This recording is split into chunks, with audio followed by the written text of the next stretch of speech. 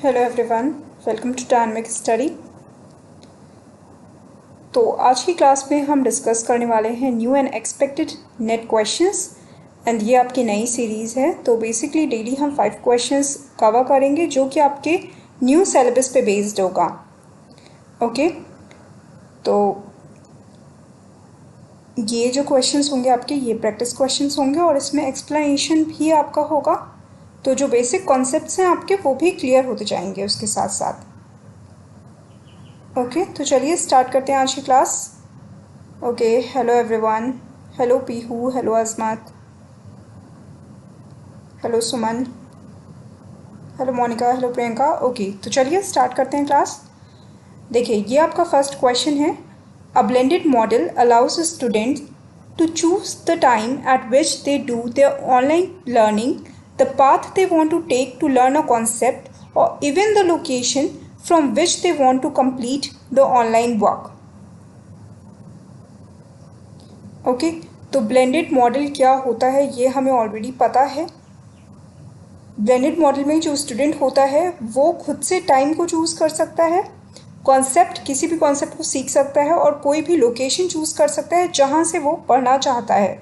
तो ये स्टेटमेंट क्या है आपकी, ये आपको बताना है। तो ऑफ कोर्स ये स्टेटमेंट जो होगी ये आपकी ट्रू होगी। Okay, that is option A. Okay, next question is my students participation in online learning away from school in place of traditional homework and then attend my class in person at school for face to face teacher guided practice और projects the primary delivery of content and instruction is online. The quote above best describes which rotation-based sub-model of blended learning. तो ये आपको बताना है। इन्होंने बोला है कि मेरे जो स्टूडेंट्स हैं वो ऑनलाइन लर्निंग में पार्टिसिपेट करते हैं जो कि स्कूल से दूर हो रही है, और जो ट्रेडिशनल होमवर्क होता है उसकी जगह पे वो क्लास में आते हैं, फेस टू फेस हमसे बात करते हैं, टीचर गाइडेड प्रैक्टिस करते हैं, मतलब टीचर जो बताता है वो प्रैक्टिस करते हैं, वो प्रोजेक्ट बनाते हैं। जो प्राइमरी डिलीवरी होती है कंटेंट की और इंस्ट्रक्शंस की वो आपकी ऑनलाइन होती है। तो ये कौन सा मॉडल होगा ब्लेंडेड लर्निंग का? Okay, so right answer is C, that is flipped classroom.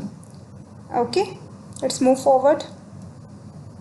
अच्छा, और बाकी जो चीज़ें station rotation, lab rotation, individual rotation, ये मैं अभी नहीं एक्सप्लेन करी हूँ। इस पर अगेन आपके क्वेश्चंस आएंगे तो हम उनके बारे में डिस्कस करेंगे।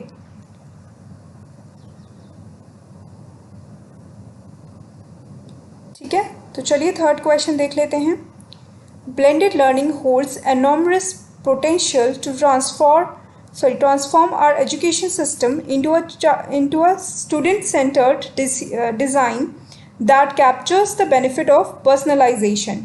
We need to help prepare our students for the complex and promising future that awaits them. तो इसका मतलब क्या है, किस तरीके की ब्लेंडेड लर्निंग की क्या कैपेबिलिटी इन्होंने बताई है?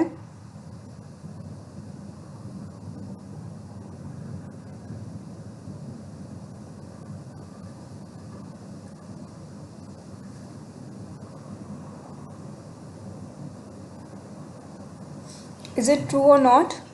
So write the statement is right, that is true. Option A will be the correct answer. तो उन्होंने बोला है कि जो ब्लेंडेड लर्निंग होती है उसमें बहुत सारा पोटेंशियल होता है, इसके थ्रू हम एजुकेशन सिस्टम को ट्रांसफॉर्म कर सकते हैं। स्टूडेंट सेंटर्ड होता है, जो इसका डिज़ाइन होता है ओवरऑल वो स्टूडेंट सेंटर्ड होता है। इसका जो बेनिफिट होता है वो डायरेक्टली मिलता है स्टूडेंट्स को। ओके, एंड इसके थ्रू हम स्टूडेंट्स को एक बेटर एंड एक कॉम्प्लेक्स जो फ्यूचर है वो उसके लिए हम उनको तैयार कर सकते हैं। ठीक है, तो यहाँ पे मुझे इसको एक्सप्लेन करने का रीज़न ये भी है कि ये जो भी स्टेटमेंट आपके सामने है इसके साथ साथ आप नोट्स बनाते चलिए। हो सकता है इन स्टेटमेंट्स के बेस पे आपको क्वेश्चन पूछा जाए एग्जाम में। ओके, नेक्स्ट क्वेश्चन है आपका, which is not part of traditional station rotation model. इनमें से क्या ट्रेडिशनल स्टेशन रोटेशन मॉडल नहीं है, ये आपको बताना है।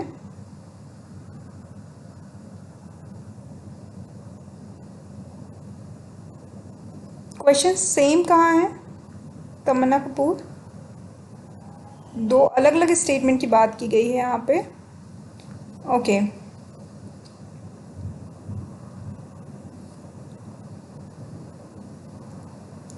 सो right answer is B, that is flipped learning. Flipped learning में हम ट्रेडिशनल स्टेशन रोटेशन मॉडल को फॉलो नहीं करते हैं। स्टेशन रोटेशन मॉडल क्या होता था, उसमें क्या होता था कि जो एक स्टूडेंट होता था वो एक स्टेशन से दूसरे स्टेशन जाता था और देन वहाँ पे नॉलेज गेन करता था। जैसे कि आप एक कंप्यूटर लैब को देख लीजिए, कंप्यूटर लैब में क्या होता है, एक मशीन होती है। अगर जो स्टूडेंट है उसको डिफरेंट कोडिंग करनी है तो हो सकता है एक जो मशीन हो वो उस पर C++ कोडिंग हो रही है, एक दूसरी मशीन है उस पर VB कोडिंग हो रही है, तो हो सकता है उस स्टूडेंट को हम रोटेट कर रहे हैं, तो इसको हम स्टेशन रोटेशन मॉडल बोलते थे। तो ये फ्लिप लर्निंग का पार्ट नहीं है। Okay, next question, is it clear?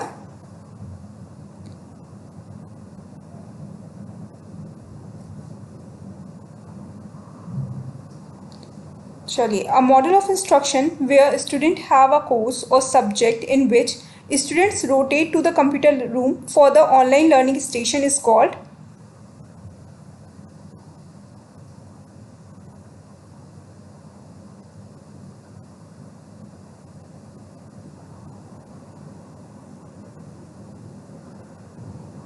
उस मॉडल ऑफ इंस्ट्रक्शन को हम कौन सा मॉडल ऑफ इंस्ट्रक्शन बोलते हैं जहाँ पे एक कोर्स में या सब्जेक्ट में स्टूडेंट रोटेट करता है कंप्यूटर रूम में ऑनलाइन लर्निंग के लिए, और वहाँ पे एक ऑनलाइन लर्निंग स्टेशन होता है। ऐसे मॉडल को हम क्या बोलेंगे?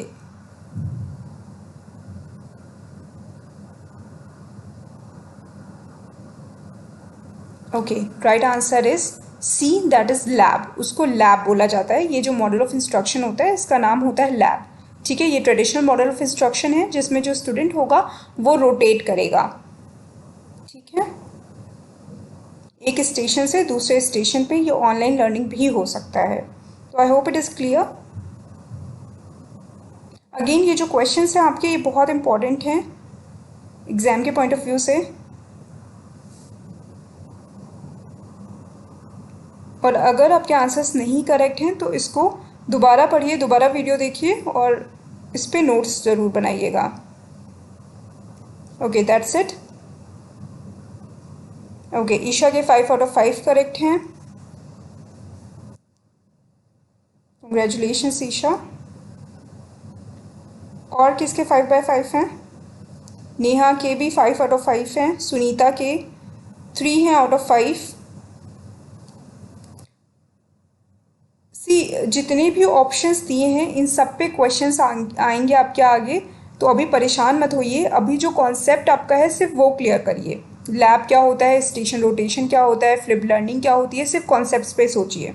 बहुत ज़्यादा चीज़ें एक साथ सीखेंगे तो फिर कंफ्यूज हो जाएंगे। ओके, रितु के 4 हैं आउट ऑफ 5, प्रियंका के 3 हैं आउट ऑफ 5, पीहू के 3 हैं आउट ऑफ 5, स्नेहलता के 4 हैं, पूनम के 3 हैं, अजमत के 4 हैं, राजन के 3 हैं, शाहिबा के 2 हैं, तमन्ना के 4 हैं, अरविंद के 3 हैं, ऋचा के 2 हैं, मनीषा के 5 हैं। ओके, रितु के 4 हैं, अर्चना के 3 हैं। तो 3 स्टूडेंट ऐसे हैं जिनके 5 आउट ऑफ 5 हैं, जिसमें मनीषा हैं, ईशा हैं एंड पूजा, ओके, उमंग, नेहा चौहान। काफ़ी सारे स्टूडेंट हैं जिनके 5 आउट ऑफ 5 हैं। दैट्स गुड, बहुत अच्छी बात है। Okay, thank you so much. Thank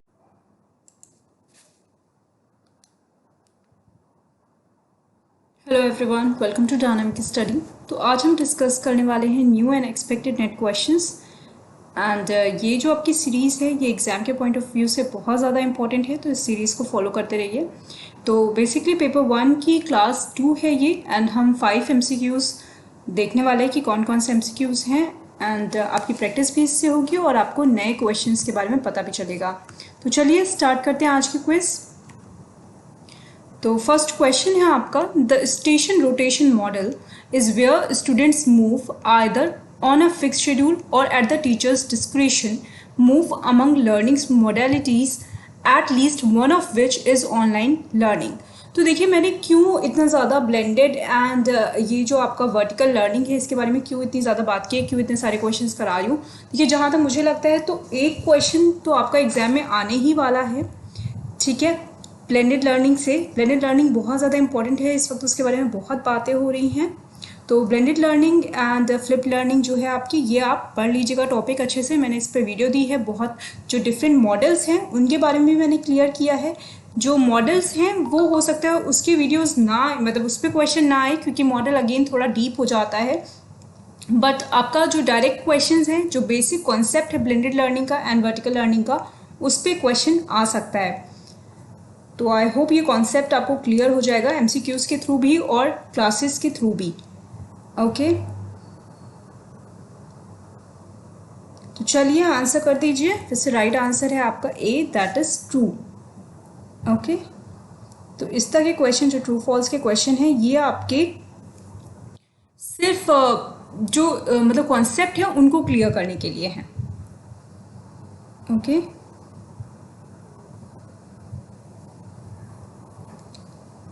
next question है आपका, the blended model being employed at this time is. तो इस टाइम पे जो ब्लेंडेड मॉडल बहुत ज़्यादा एम्प्लॉयड हो रहा है हर जगह पे, और जिसको बहुत ज़्यादा, जिसके बारे में बात की जा रही है, वो कौन सा मॉडल है, ये आपको बताना है।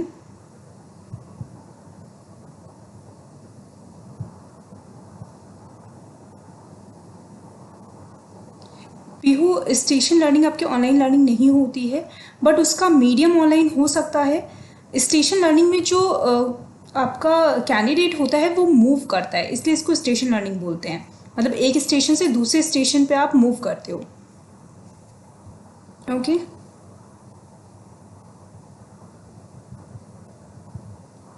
Okay, behind blended learning term developed in the 1960s, ये मोनिका ने शेयर किया है। Okay, so right answer is a, that is flipped learning. Okay, ये मैंने यहाँ पे सॉरी मुझसे ओमिट हो गया है। तो फ्लिप्ड लर्निंग जो है, ये ब्लेंडेड जो मॉडल है, इसका सबसे ज़्यादा आप लेटेस्ट मॉडल इसको बोल सकते हैं, और सबसे ज़्यादा यूज़ किए जाने वाला मॉडल भी बोल सकते हैं। मतलब मोस्ट पॉपुलर जो मॉडल है ब्लेंडेड लर्निंग का, वो आपका फ्लिप्ड लर्निंग है, और ये सबसे ज़्यादा एडवांस मॉडल भी आप इसको बोल सकते हैं। Okay, next question.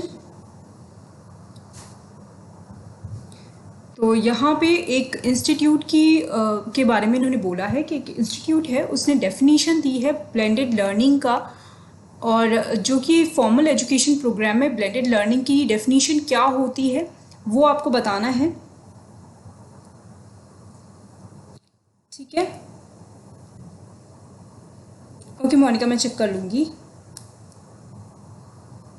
तो फ्लेक्स का मतलब है फ्लेक्सिबल लर्निंग। ठीक है, ये सारे मॉडल्स हैं आपके। फ्लिप्ड डिफरेंट है ब्लेंडेड से, बट फ्लिप्ड भी ब्लेंडेड का पार्ट ही है। जब आप ब्लेंडेड के मॉडल्स पढ़ोगे तो आपका अला कार्टा और उसके अलावा फ्लिप्ड, लैब, स्टेशन रोटेशन, ये सारे उसके मॉडल्स हैं। ठीक है, जब मैंने मॉडल कराया था ब्लेंडेड लर्निंग का, तो मैंने उसमें कवर किया था। अगेन पहली बार आपका कोर्स चेंज हुआ है, तो बहुत ज़्यादा डीप का नहीं पूछा जाएगा। जो बेसिक चीज़ें हैं वो सीख लीजिए, वो सारी चीज़ें कॉन्सेप्ट क्लियर कर लीजिए, तो उसी से क्वेश्चन आएंगे। बहुत ज़्यादा डीप में वो नहीं जाएंगे। हर एक जो भी मॉडल है उसके फीचर्स आपसे नहीं पूछे जाएंगे, तो बहुत ज़्यादा परेशान होने की ज़रूरत नहीं है। ठीक है, ओके, तो देखिए इसका राइट आंसर आपका डी है, that is all of the above. यहाँ पे मैंने इस क्वेश्चन को इसलिए इंक्लूड किया है ताकि इस क्वेश्चन को पढ़ने के बाद आपको जो बेसिक कॉन्सेप्ट है ब्लेंडेड लर्निंग का वो क्लियर हो जाए। ओके, तो इसको अच्छे से पढ़ लीजिएगा वीडियो पॉज करके बाद में। नेक्स्ट क्वेश्चन है आपका, what do teachers most commonly cite as the primary reason when they love blended learning so much. Okay,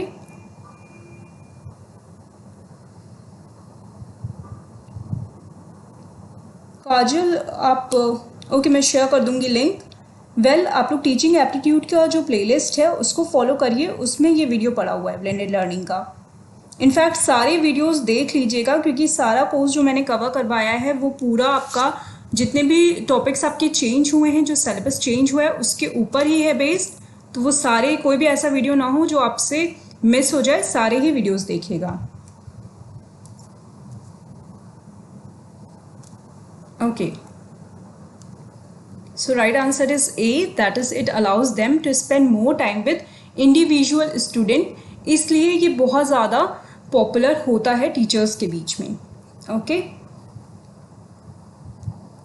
next question है आपका, one goal of differential psychology is to identify which individual differences are. Okay, तो देखिए ये जो question है आपका ये individual differences से है। इंडिविजुअल डिफरेंसेस जो है ये पार्ट है आपका डिफरेंशियल साइकोलॉजी के ऊपर, ठीक है। तो ओके, तो ये जो भी है मतलब इंडिविजुअल डिफरेंस का जो टॉपिक है ये आपका साइकोलॉजी के टॉपिक से आया है, साइकोलॉजी के फील्ड ऑफ स्टडी से आया है। और इसमें ये बोल रहे हैं कि डिफरेंशियल साइकोलॉजी जो होती है उसमें क्या गोल होता है, क्या मेजर गोल होता है। देखिए दीपक, आपको सेल्फ प्रिपरेशन तो बहुत ज़्यादा मस्ट है। आप, हाँ मैं इतना बोल सकती हूँ कि मेरी जो कंटेंट है वो मोर देन सफिशिएंट है जून के एग्ज़ाम के लिए। उतना आप अगर कवर कर लेते हैं तो आप इतना मान के चल सकते हैं कि नया सिलेबस आपका पूरा कवर हो गया है।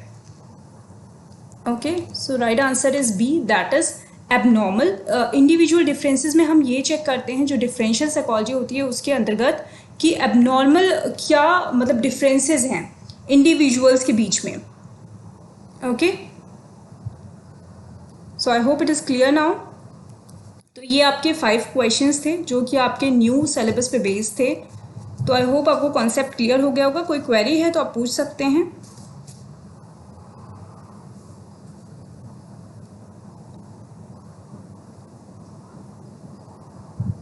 ओके, ईशा ने 2 क्वेश्चन अटेम्प्ट किए जिसमें उनके 1 मार्क्स हैं। पूनम के 3 हैं आउट ऑफ 5, अजमत के 4 हैं आउट ऑफ 5, नरेश के 4 हैं आउट ऑफ 4। यस मोनिका, मैं चेक कर लूँगी वाला क्वेश्चन और मैं शेयर कर दूँगी। इनफैक्ट मैं अभी चेक कर लूँगी, ठीक है। वैसे आप फ्लिप मान के चलिए। देखिए सबसे ज़्यादा पॉपुलर और सबसे ज़्यादा कॉमन तो फ्लिप्ड ही है ब्लेंडेड का। ओके, और लेटेस्ट कौन सा है सबसे ज़्यादा इस वक्त कौन सा चल रहा है इसको मैं चेक कर लूँगी। पीहू के 4 हैं आउट ऑफ 5, रजनी के 4 हैं आउट ऑफ 4। क्वेश्चन नंबर 4 से ओके, इसमें पूछा है कि प्राइमरी रीज़न क्या है कि क्यों टीचर्स मतलब पसंद करते हैं ब्लेंडेड लर्निंग को। तो इसका मतलब ये है कि जो देखिए सेकंड क्वेश्चन आप देखोगे, it foster better communication between administrator and staff. तो इसमें स्टूडेंट का कोई मतलब ही नहीं है, तो ऑफकोर्स ये हम एलिमिनेट कर देंगे। उसके बाद अगर सी देखें, it allows them to digital deliver resources to student more efficiently and effectively. तो उससे पहले भी जब हम ऑनलाइन एजुकेशन की बात कर रहे थे तो वहाँ पे भी डिजिटली रिसोर्सेज हम यूज़ कर रहे थे, उसमें ब्लेंडेड लर्निंग को हमने क्यों डाला हुआ है, ठीक है।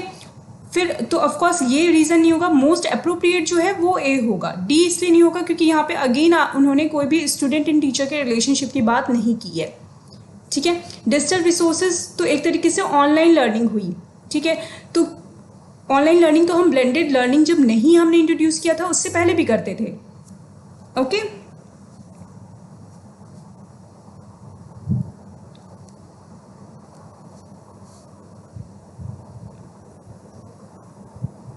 ओके, मैंने टीचिंग के कितने लेसन्स करवा दिए हैं, जितना भी कोर्स है मैंने सारा करवा दिया है टीचिंग का। रीजनिंग के आएंगे टॉपिक, थोड़ा टाइम दीजिए रीजनिंग के टॉपिक्स के लिए। लिंक दिया हुआ है, आप लिंक से जाकर मटेरियल देख सकते हैं, वहाँ से परचेज कर सकते हैं। गौरव के 5 आउट ऑफ 5 हैं, शाबिहा के 3 हैं आउट ऑफ 4, दीपिका के 3 हैं आउट ऑफ 4, स्नेहलता के 4 हैं आउट ऑफ 5 एंड रानी झा के 4 आउट ऑफ 4 है। वन थिंग मोर, एक कॉन्सेप्ट था जिसके बारे में कल बात हो रही थी तो वो मुझे एक्सप्लेन करना था। अला काटा, उसके बारे में बात हो रही थी कि अला काटा क्या है, सॉरी या अला काटा। तो ये क्या होता है, देखिए अला काटा आपको बेसिकली सेल्फ ब्लेंड मेथड है, तो इन दोनों में कंफ्यूज मत होइएगा। अगर आपका ए ला काटा भी लिख के आता है या फिर उसके अलावा सेल्फ ब्लेंड लिख के आता है तो दोनों ही चीज़ें सेम हैं। इसमें क्या होता है, जो स्टूडेंट होता है वो अगर मतलब जो भी वो कोर्स कर रहा है उसके साथ साथ अगर वो कोई एडिशनल कोर्स भी करता है, ठीक है, तो इस तरीके की मेथड को हम सेल्फ ब्लेंड मेथड बोलते हैं या फिर ए ला कार्टे भी बोलते हैं इसको। Okay,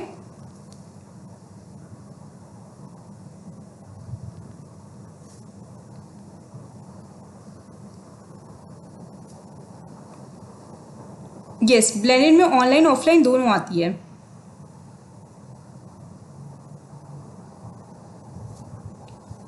okay, is it clear?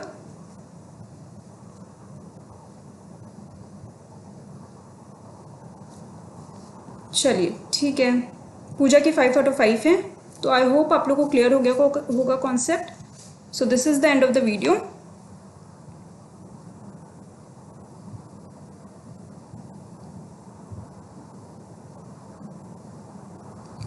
Preparation कैसे करें आप मैनेजमेंट की? देखिए, मैनेजमेंट की तो अभी कुछ वीडियोस हैं जो कि चैनल पे अवेलेबल हैं, तो उनको आप देख सकते हैं। उसके अलावा आप सेल्फ प्रिपरेशन पे फोकस करिए ज़्यादातर। और प्रिपरेशन कैसे करें पेपर कोड 17 के लिए या 55 के लिए, तो उसके लिए मैंने वीडियो बनाई थी, वो वीडियो आप देख सकते हैं।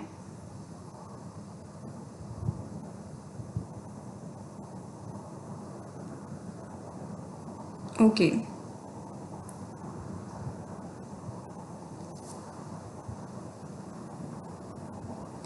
चलिए, thank you so much.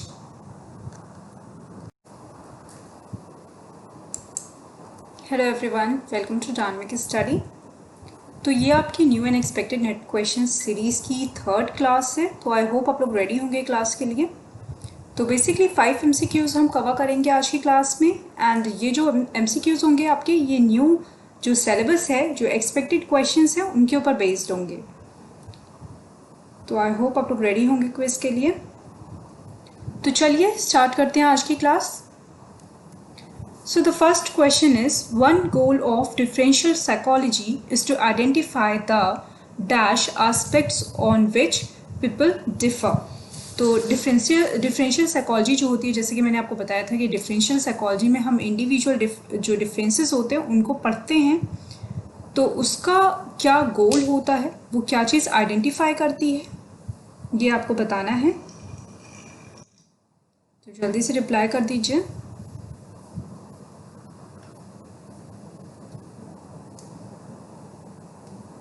Okay, hello Naresh, hello Kundan.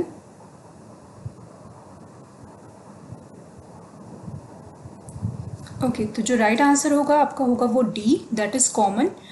Differential psychology में हम कॉमन चीज़ों को आइडेंटिफाई करते हैं कि कौन से ऐसे कॉमन एस्पेक्ट्स हैं जिन पे लोग डिफर कर रहे हैं। इट मीन्स अगर आप सिंपल से कोई एग्जांपल लीजिए कि कोई एक स्टूडेंट है, मान लीजिए उसका नाम ए है और दूसरा स्टूडेंट है वो बी है। तो ए जो है उसके अंदर जो टीचिंग कैपेबिलिटी है वो बहुत ज़्यादा फास्ट है, बट जो बी है उसके अंदर टीचिंग कैपेबिलिटीज़ उतनी फास्ट नहीं है, वो चीज़ों को जल्दी समझ नहीं पाता है। तो ऐसे में क्या होगा, हम ये जो एरिया है हमारा समझने की जो काबिलियत है या समझने की जो क्षमता है या अंडरस्टैंडिंग का जो लेवल है, वो क्या है, ये एक कॉमन एस्पेक्ट है जिसके बेसिस पे हम दोनों के बीच के डिफरेंसेस को देख रहे हैं या समझ रहे हैं। ओके, तो इसको हम आइडेंटिफाई करते हैं डिफरेंशियल साइकोलॉजी में या फिर इंडिविजुअल डिफरेंसेस के फील्ड में। आई होप ये क्लियर हो गया होगा। Okay, hello Monika, hello Sharda, hello Pihu. Okay, तो जल्दी से बता दीजिए अगर ये पॉइंट क्लियर हो गया हो आपको। चलिए, नेक्स्ट क्वेश्चन है आपका। ओके, ये जो क्वेश्चन है ये हायर एजुकेशन से रिलेटेड है। लॉर्ड वेल्सली ने ट्रेनिंग, सिविल सर्वेंट्स की ट्रेनिंग के लिए इंडिया में कौन से कॉलेज की स्थापना की थी, और वो जो कॉलेज था वो वर्नाकुलर लैंग्वेजेस एंड कस्टम्स के बारे में जो वहाँ के सर्वेंट्स होते थे उनको सिखाता था। मतलब जो भी, यस, अच्छा, इसीलिए आप लोग मतलब काफ़ी कम स्टूडेंट हैं जो कि आपके पास नोटिफिकेशन नहीं आया। कोई बात नहीं, जो लोग लेट में ज्वाइन कर रहे हैं वो बाद में देख लीजिएगा वीडियो पूरी। तो वो कौन सा कॉलेज था जहाँ पे ब्रिटिश सिविल सर्वेंट्स को वर्नाकुलर लैंग्वेज एंड कस्टम्स के बारे में जानकारी मिलती थी, और उसका पर्पस क्या था? उसका पर्पस ये था कि वो इंडियन कस्टम्स को समझ पाएँ ताकि उनको इंडिया के ऊपर रूल करने में इजी हो। ठीक है, तो राइट आंसर है आपका C, that is Fort Williams College. Okay, which Which of the following British Act provide for an annual expenditure for the revival and promotion of literature and the encouragement of then learned natives of India and for the introduction and promotion of knowledge of the science among the inhabitants of the British territory? तो कौन सा act था जिसके through उन्होंने promote किया था and encourage किया था कि लिटरेचर का रिवाइवल हो सके और उसके साथ साथ जो इंडिया के नेटिव्स हैं उनको साइंस के बारे में भी नॉलेज हो सके? तो ये एक्ट ब्रिटिशर्स ने लाया था।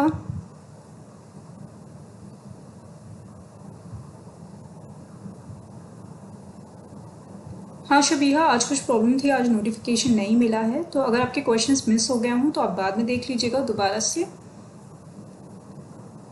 Okay, so right answer is D, that is Charter Act. Charter Act 1813 में था, लॉन्च हुआ था, और ये एक्ट के अकॉर्डिंग उन्होंने कुछ सर्टेन अमाउंट दी थी। ठीक है, वो अमाउंट कितनी थी ये बता दीजिए अगर किसी को याद हो। वो अमाउंट कितनी थी जितना उन्होंने बोला था कि वो एक्सपेंडिचर करेंगे, एनुअल एक्सपेंडिचर उन्होंने कितना पास किया था? जल्दी से रिप्लाई कीजिए। ये टॉपिक मैंने कराया हुआ है, इस टॉपिक को हमने डिस्कस किया था एमसीक्यूज में।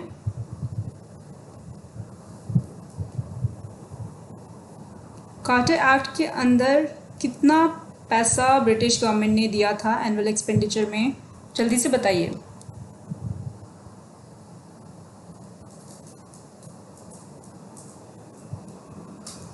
Okay, fourth question, which of the following plan और scheme of modern education associated with Zakir Hussain committee?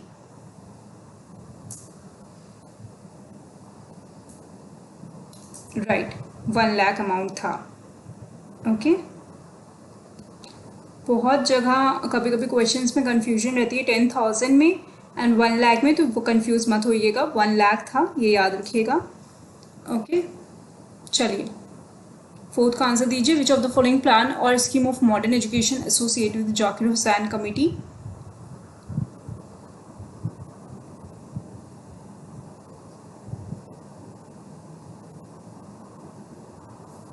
Okay, तो आप लोगों में से काफ़ी सारे लोग बोल रहे थे कि मैम कमिटीज़ पे वीडियो बना दीजिए। तो कमेटी पे मैं क्या एक शॉर्ट वीडियो, मतलब एक वीडियो में सबको शॉर्ट में ब्रीफ डिस्क्रिप्शन में आपको चाहिए वीडियो सारी कमेटी पे, या एक एक वीडियो हर कमेटी पे चाहिए? और आप मुझे कमेंट करिएगा कौन कौन सी कमिटीज़ आई शुड इंक्लूड, ये भी बताइएगा। ओके, राइट आंसर है आपका B, that is Wardha scheme of basic education. ये आपकी एसोसिएटेड थी जाकिर हुसैन कमेटी के साथ। ओके, और ये बेस्ड थी आपकी मॉडर्न एजुकेशन सिस्टम पे।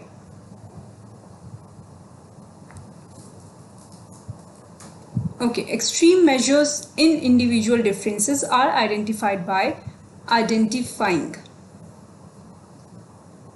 टेलीग्राम पे मैंने अभी जस्ट अपडेट किया है, मतलब किया था क्लास के पहले।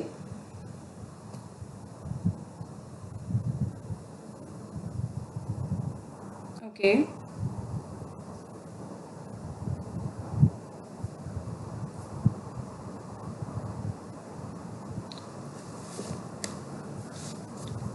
तो एक्सट्रीम मेजर्स इंडिविजुअल डिफरेंसेस में हम कैसे आइडेंटिफाई कर सकते हैं ये आपको बताना है।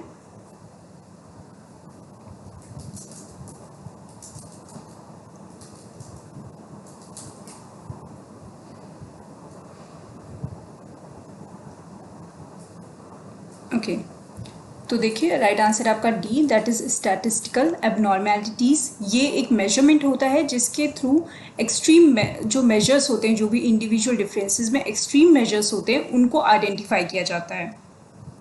ओके,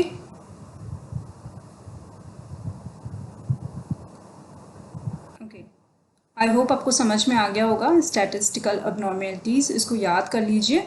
इसके थ्रू हम एक्सट्रीम डिफरेंसेस को देख सकते हैं या मेजर कर सकते हैं। Okay, so that's it. ये आपके 5 क्वेश्चंस थे।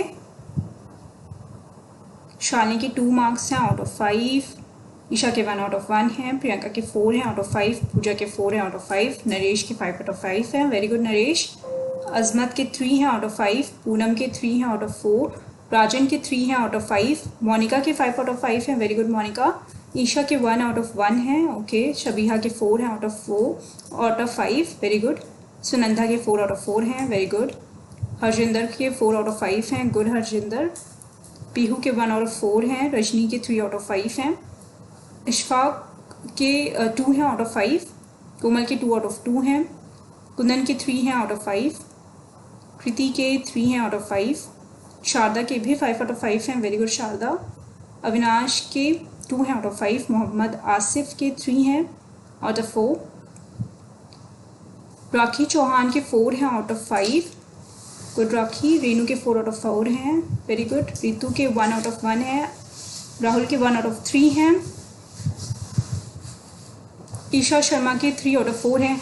देखिए मैम आपके वीडियो सफिशिएंट हैं फॉर नेट। देखिए ये आप लोग खुद बताइए कि मेरे वीडियो सफिशिएंट हैं या नहीं है। मैं अपने मुंह से क्या बताऊं कि मेरे वीडियो सफिशिएंट हैं या नहीं है, और ये इस चीज़ पे बोलना तो मैं ऑलमोस्ट डेली में किसी न किसी को यही बताते रहती हूँ। तो अब आप लोग खुद एक दूसरे को बताइए कि सफिशिएंट है या नहीं है। ईशा के 3 हैं आउट ऑफ 4, ईशा शर्मा के।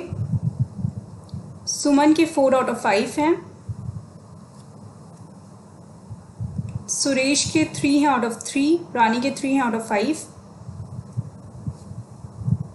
ओके। माधव के 3 हैं out of 4, okay, thank you so much. कल और परसों आपकी कोई भी क्लास नहीं है क्योंकि फ्राइडे एंड सैटरडे कोई भी क्लास नहीं होती है। संडे को मॉर्निंग में आपकी 10:30 पे क्लास होगी, ठीक है, मेगा क्लास, जिसमें 50 क्वेश्चंस हम कवर करेंगे, ओके।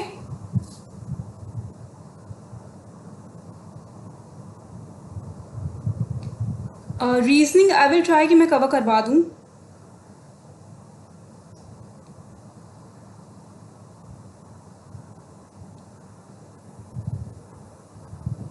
चलिए, thank you so much.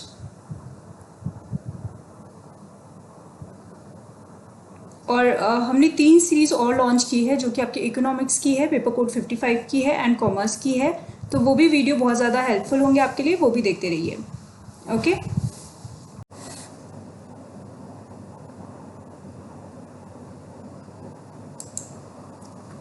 Hello everyone, welcome to dynamic study. Hello Baljeet, hello Azmat, hello Navneeta, hello Sunita, hello, hi Pihu, hi Priyanka, hello Poonam, hello Monika, welcome to dynamic study. Hello Priyanka, hello Baljeet, hello Azmat, hello Navneeta, hello Sunita, hello. तो basically आज की class में हम cover करने वाले हैं practice questions with explanation, and ये आपके new and expected NET question series है। तो बेसिकली हम 5 MCQ क्वेश्चंस कवर करेंगे। तो आई होप आप लोग रेडी होंगे क्लास के लिए। So this is your first question.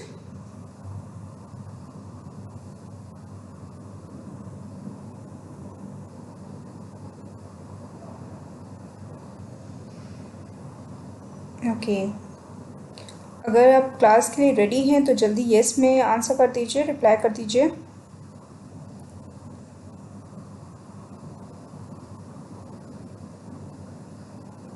Okay, M I audible और नॉट?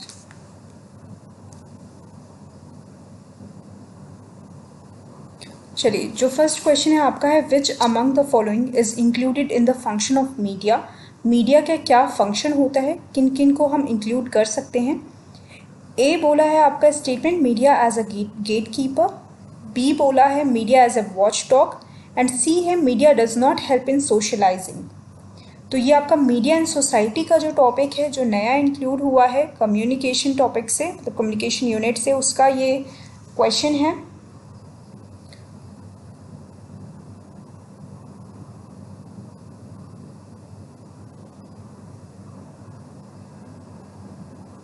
ओके, तो देखिए राइट आंसर है आपका C, that is both A and B.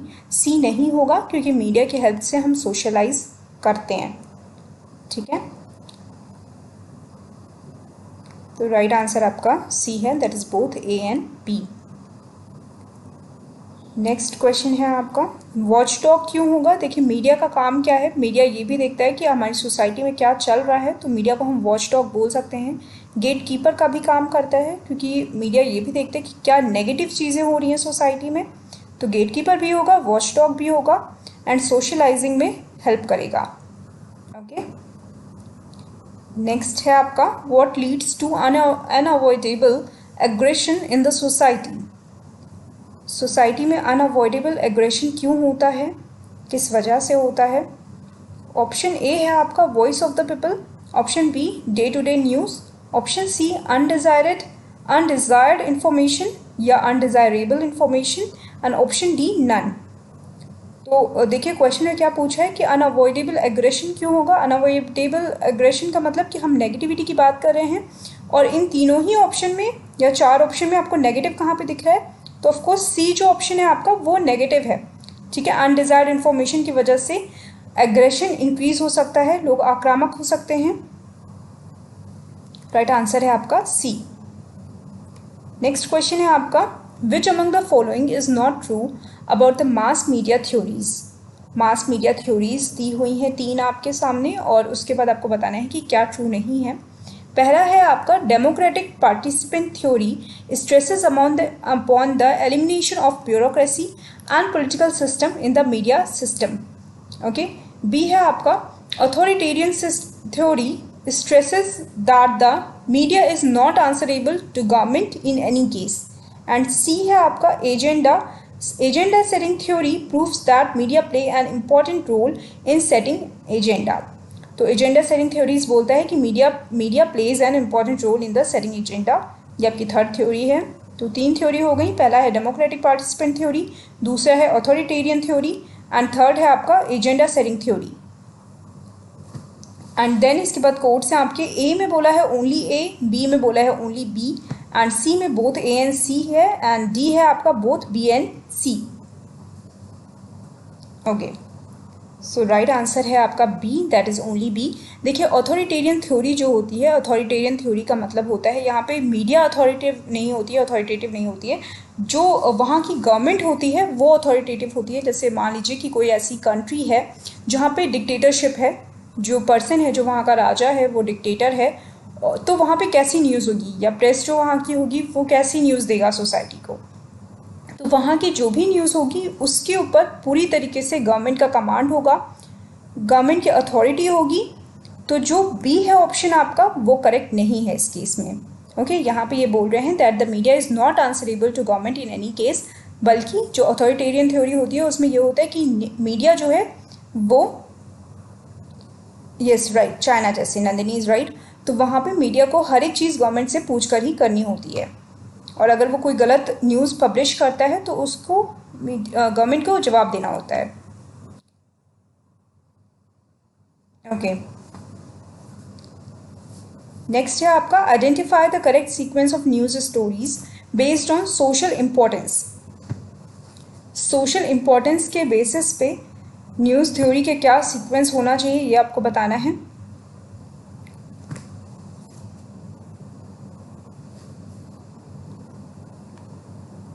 I think जो आप लोग में से मास मीडिया के बच्चे हैं उनको दिक्कत नहीं हो रही होगी, उनका सब पढ़ा हुआ होगा जिन्होंने मास कम्युनिकेशन में किया है ग्रेजुएशन।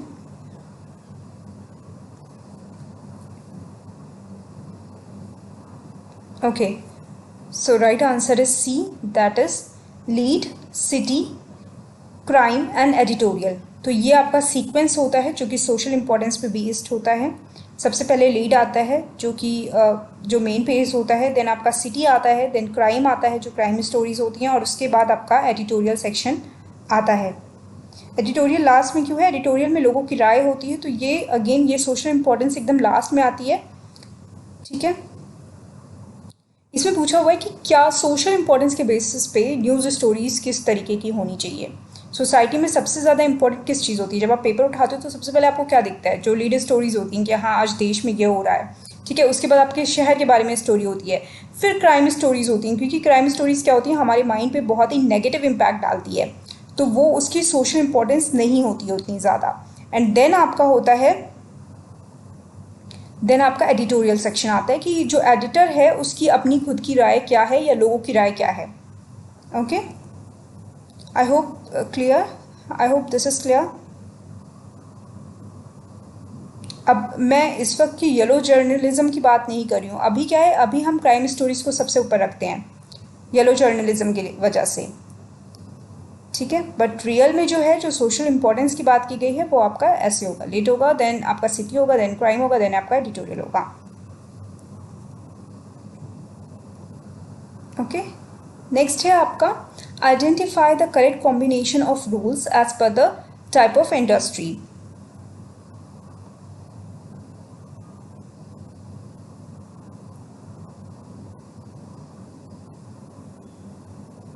ओके, तो इसमें आपको रूल्स बताना है और कॉम्बिनेशन ऑफ रूल्स बताना है जो कि आपके जर्नलिज्म या फिर आपका जो मास कम्युनिकेशन है उसमें होता है, उस टाइप ऑफ इंडस्ट्री में होता है.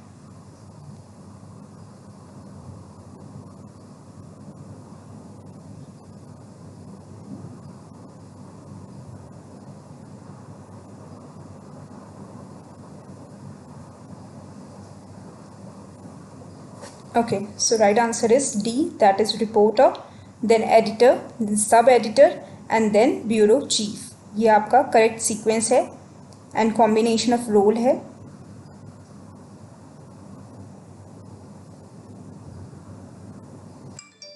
ओके, तो I hope this is clear. So this is it. I hope जितने भी क्वेश्चन मैंने कवर कराए हैं उसको मतलब इजीली आपको समझ में आ गए हैं, कोई में भी आपको कन्फ्यूजन नहीं है.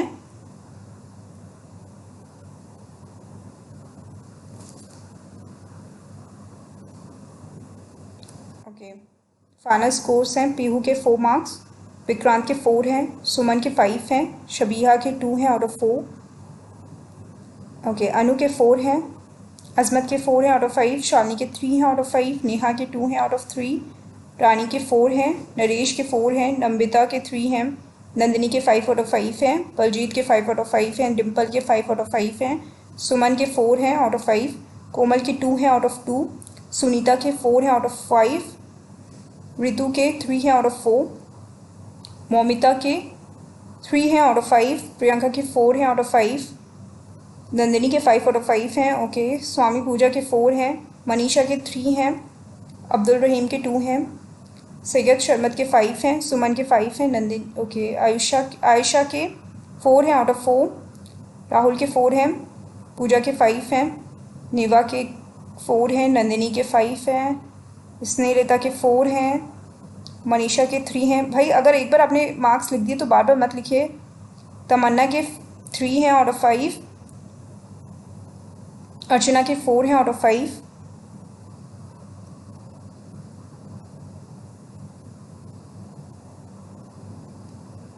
ओके ठीक है. अगर किसी को कोई क्वेरी है तो पूछ लीजिए.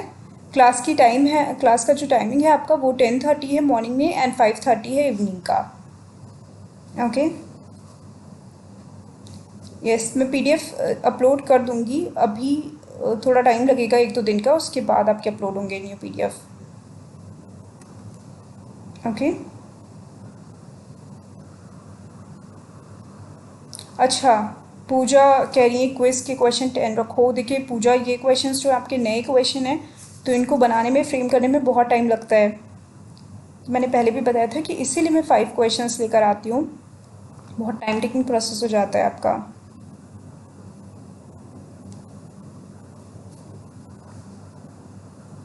पहला क्वेश्चन ओके, इसमें पूछा हुआ है कि कौन सा ऐसा फंक्शन है जो कि इंक्लूडेड है मीडिया, कौन सा फंक्शन में से निभाता है ये आपको बताना है, या मीडिया के क्या फंक्शंस हैं. तो मीडिया को हम गेटकीपर भी बोलते हैं, मतलब मीडिया एक प्रहरी है, वो अपनी सोसाइटी को प्रोटेक्ट करता है कोई भी गलत चीज़ होने से. उसके अलावा मीडिया एक वॉच डॉग है. तो गेटकीपर कैसे कि अगर कोई भी चीज़ें हो रही हैं, कुछ भी बुराई चल रही है तो उसके थ्रू मीडिया लोगों को अवेयर करता है.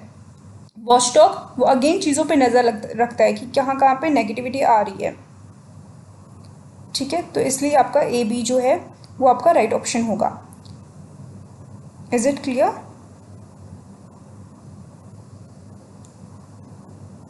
प्लेलिस्ट बनी हुई है बलजीत, आप चैनल पे चेक करिए।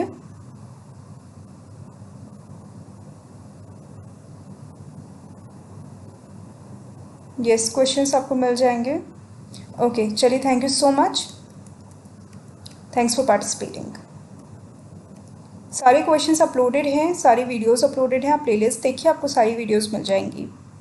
Thank you. Okay and Pooja, I will try कि मैं और क्वेश्चंस इंक्लूड करूं, ठीक है, मैं कोशिश करूंगी। Okay thank you.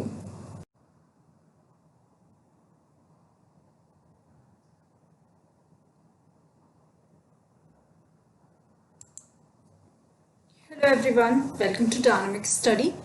तो आज हम डिस्कस करने वाले हैं new and expected NET questions, and इस सीरीज़ में हम बेसिकली डेली 5 क्वेश्चंस करते हैं। तो आई होप आप लोग रेडी होंगे क्लास के लिए। तो चलिए स्टार्ट करते हैं आज की class. Okay, so first question is the factors that affect the development of curriculum are called। तो करिकुलम को जब हम डेवलप करते हैं तो कौन से ऐसे फैक्टर्स होते हैं जिनकी वजह से करिकुलम के डेवलपमेंट पे इफेक्ट पड़ता है, ये आपका क्वेश्चन है। ओके, तो 4 ऑप्शंस हैं हमारे पास। पहला है आपका the foundation of curriculum, next है आपका करिकुलम डिज़ाइन, ऑप्शन सी है आपका curriculum evaluation, and option D है आपका एलिमेंट्स ऑफ करिकुलम। तो मैंने जो कराई थी वीडियो करिकुलम के ऊपर एंड इंटीग्रेटेड करिकुलम के ऊपर, उन्हीं के ऊपर ये क्वेश्चंस हैं आज के। तो आई होप आप लोग जल्दी से रिप्लाई करेंगे, जल्दी से रिप्लाई कीजिए। वेल, इसका जो राइट आंसर है वो है आपका A, that is foundation of curriculum. Foundation of curriculum का मतलब है कि करिकुलम किस बेसिस पे या करिकुलम डिज़ाइन किया गया है, या करिकुलम का ग्राउंड क्या है, कौन सी ग्राउंड पे हमने करिकुलम को डिज़ाइन किया है। तो ये वो फैक्टर्स होते हैं जिनके थ्रू डेवलपमेंट होता है करिकुलम का, वो इफेक्ट होता है। ओके, तो राइट आंसर होगा आपका A, that is foundation of curriculum. Let's move forward. Okay, next question है आपका making value judgement about curriculum is. तो हम कैसे वैल्यू जजमेंट लगा सकते हैं या इसको हम क्या बोलते हैं।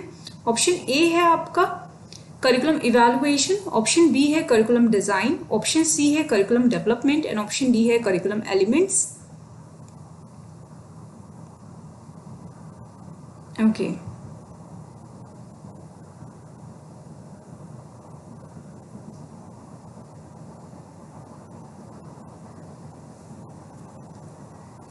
सो राइट आंसर है आपका A, that is curriculum evaluation. देखिए डायरेक्ट क्वेश्चन था ये, इसमें बोला था जजमेंट की बात की गई थी कि किस तरीके से हम वैल्यू जजमेंट लगा सकते हैं। तो जजमेंट को आप इजीली रिलेट कर सकते हैं इवैल्यूएशन के साथ साथ। तो जो करिकुलम इवैल्यूएशन होता है, यहाँ पे हम करिकुलम के बारे में जजमेंट करते हैं कि करिकुलम कैसा है या उसकी क्या वैल्यूज़ हैं, ठीक है। तो उसको हम बोलेंगे करिकुलम का इवैल्यूएशन करना या curriculum evaluation. Let's move forward. Okay, next question है आपका in the subject centred curriculum the important element is. जो भी सब्जेक्ट सेंटर्ड करिकुलम होता है उसका इम्पॉर्टेंट एलिमेंट क्या होगा इन ऑप्शंस में से। ऑप्शन ए है आपका division of knowledge, option B है आपका influence of social values, option C है आपका mixing of activities, and option D है आपका साइकोमोटर डेवलपमेंट। तो क्या होगा ये आपको बताना है। तो देखिए बेसिकली इसमें पूछा हुआ है कि subject centred curriculum. Subject centred curriculum का मतलब है कि ये इंटीग्रेटेड करिकुलम नहीं है, ठीक है। तो सबसे ज़्यादा इम्पॉर्टेंट एलिमेंट क्या होगा कि हम किस तरीके से नॉलेज को डिवाइड कर रहे हैं। हम सब्जेक्ट सेंटर्ड करिकुलम में क्या करते हैं, हम हर एक सब्जेक्ट के बेसिस पे नॉलेज को इसको डिवाइड करते हैं। जैसे साइंस में हम वो नॉलेज दे रहे हैं जो साइंस से रिलेटेड है, मैथ्स में हम वो नॉलेज दे रहे हैं जो कि मैथ्स से रिलेटेड है। तो वो आपका होगा division of knowledge. Just a second. Okay, तो नेक्स्ट एक और क्वेश्चन इसमें बनता है आपका, वो है कि अगर हम बात करें कि इंटीग्रेटेड करिकुलम है तो उसमें इंपॉर्टेंट एलिमेंट क्या होगा। तो इंटीग्रेटेड करिकुलम में हम क्या करते हैं, हमारा फोकस इस चीज़ पे होता है कि स्टूडेंट्स लर्न कैसे कर रहे हैं और उनका जो प्रैक्टिकल नॉलेज है वो उनको दिया जा रहा है या नहीं दिया जा रहा है। तो वो आपका इम्प्लीमेंटेशन ऑफ प्रैक्टिकल नॉलेज पे बेस्ड होगा। ओके, ये डिफरेंस है आपका सेंटर्ड, सब्जेक्ट सेंटर्ड करिकुलम में एंड इंटीग्रेटेड करिकुलम में। Next question, all those activities which are utilized by the schools in order to obtain their objectives is called।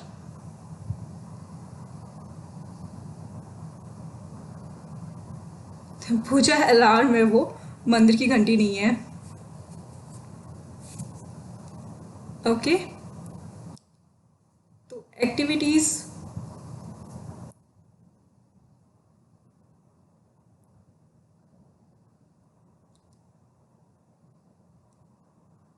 ठीक है, जल्दी से आंसर कीजिए। अगेन एग्जैक्ट आंसर है, डायरेक्ट क्वेश्चन है, तो राइट आंसर आपका होगा बी, दैट इज करिकुलम।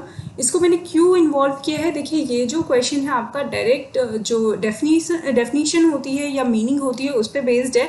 तो अगेन इस तरह के क्वेश्चन आपको फ्रेम हो सकते हैं जो कि डायरेक्ट डेफिनीशंस पे बेस्ड होंगे। सो यहाँ पे बोला है all those activities which are utilized by the school in order to obtain their objectives. तो ये आपका क्या है, ये करिकुलम की डेफिनीशन है। तो इस तरीके से अगर आपके पास डेफिनीशंस हो अवेलेबल करिकुलम की, तो डेफिनीशंस एक बार पढ़ लीजिए। इस तरीके के डायरेक्ट क्वेश्चंस आपसे पूछे जा सकते हैं। नेक्स्ट है आपका who is not the curriculum expert. इनमें से कौन ऐसा है जो कि करिकुलम एक्सपर्ट नहीं बोला जाता है, ये आपको बताना है।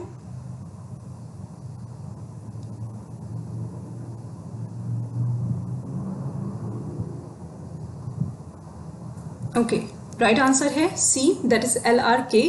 LRK जो है इन्होंने कुछ थ्योरी ऑफ इंटरेक्शन दिया था। ये आपकी इन्होंने कोई भी करिकुलम थ्योरी नहीं डेवलप करी थी, ना ही करिकुलम के बारे में इन्होंने कुछ शेयर किया था। तो आपका राइट आंसर जो है वो है LRK। तो ये आप याद कर सकते हैं। ओके, आई होप ये 5 क्वेश्चंस जो हैं ये आपको क्लियर हो गए होंगे, समझ में आ गए होंगे। कोई भी अगर क्वेरी है तो आप पूछ सकते हैं।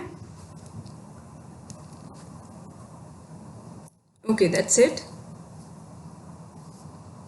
हरजिंदर के 4 हैं, सॉरी 2 हैं आउट ऑफ 2। अनु के 4 हैं आउट ऑफ 5। अजमत के 4 हैं आउट ऑफ 5। प्रियंका के 4 हैं आउट ऑफ 5। पूनम के 2 हैं आउट ऑफ 5। नवनीता के 3 हैं आउट ऑफ 5। रितु के 4 हैं आउट ऑफ 5। सैयद शरमत के 4 आउट ऑफ 4 हैं। अब्दुल रहीम के 3 हैं आउट ऑफ 4। रवि के 3 हैं आउट ऑफ 4। नीवा कुमारी के 4 मार्क्स हैं आउट ऑफ 5। पूजा के 3 आउट ऑफ 3 हैं। रानी के 3 आउट ऑफ 5 हैं। शारदा के 5 आउट ऑफ 5 हैं। ओके, पीहू के 3 हैं आउट ऑफ 5। सी सारे वीडियोस अवेलेबल हैं, प्लीज़ आप चैनल चेक करिए, प्लेलिस्ट पे आप विजिट करेंगे तो आपको वीडियोस मिल जाएंगे। पीहू के 3 हैं आउट ऑफ 5। तमन्ना के 4 हैं आउट ऑफ 5। मिथुन के 2 हैं आउट ऑफ 5। इरफान के 3 हैं आउट ऑफ 5। शहाना के 3 हैं आउट ऑफ 5। अवलेश के 3 हैं आउट ऑफ 5। ओके ओके, देखिए बहुत सारे लोग हैं। ओके, मोनिका के 5 आउट ऑफ 5 हैं। कपिल के 4 हैं आउट ऑफ 5। शेख परवीन के 2 हैं आउट ऑफ 5। अवलेश के 3 हैं आउट ऑफ 5। विनय के 4 हैं out of 5। Third question. Okay, तो इसमें पूछा हुआ है कि सब्जेक्ट सेंटर जो करिकुलम होता है उसमें इंपॉर्टेंट एलिमेंट कौन सा होता है। तो देखिए जैसा कि वर्ड आप देख रहे हो, जैसा कि नाम ही सजेस्ट कर रहा है, सब्जेक्ट सेंटर्ड। सब्जेक्ट सेंटर्ड का मतलब होता है वो करिकुलम जिसमें आप सब्जेक्ट को ध्यान दें। अब सब्जेक्ट होता क्या है, सब्जेक्ट का मतलब है कि आपने किस तरीके से नॉलेज को डिवाइड किया हुआ है। ठीक है, जैसे जो भी आपके सिलेबस होते हैं, जो भी आपका करिकुलम होता है जो कि आपके सब्जेक्ट के ऊपर फोकस्ड होगा, वहां पे हम पहले नॉलेज को डिवाइड करेंगे on the basis of the subjects. ठीक है, जैसे मैथ्स को हमने मैथ के अंडर में क्यों रखा है, क्योंकि वो सेम नॉलेज है। ठीक है, सेम फील्ड ऑफ नॉलेज है। तो इस तरह की के हम जब इस तरीके से उसको डिवाइड करते हैं तो हम उसको सब्जेक्ट सेंटर्ड बोलते हैं। अगर यहाँ पे इंटीग्रेटेड होता तो इंटीग्रेटेड में हम प्रैक्टिकल नॉलेज के ऊपर फोकस्ड होते हैं, ना कि उसको डिवाइड करते हैं on the basis of the knowledge. Okay, किसी फील्ड ऑफ स्टडी में डिवाइड नहीं करते हैं इंटीग्रेटेड कोर्स को। Okay, I hope this is clear now. Okay, thank you so much. Thanks for participating.